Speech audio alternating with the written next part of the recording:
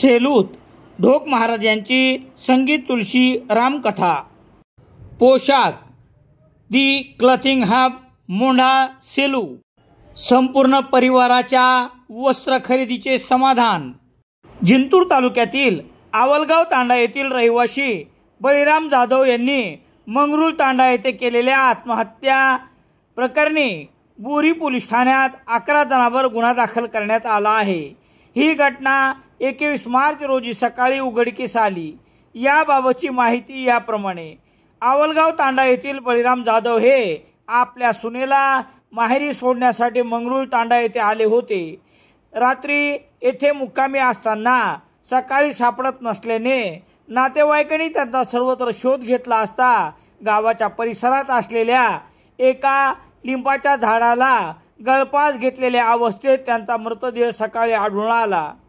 ही माहिती त्यांच्या नातेवाईकांना दिल्यानंतर नातेवाईकांनी आत्महत्येस प्रवृत्त करणाऱ्याविरुद्ध गुन्हा दाखल करावा अशी मागणी केली.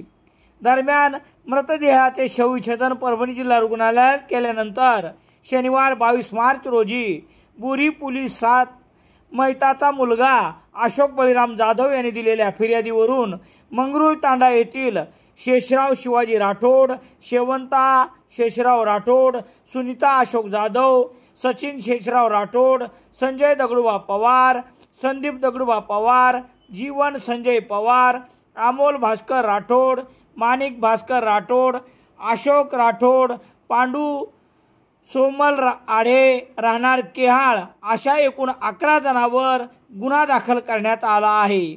सहाय्यक पोलीस निरीक्षक सुनील गोपिनवार पुढील तपास करत आहेत. Mauli aqua star complex bus stand Selu.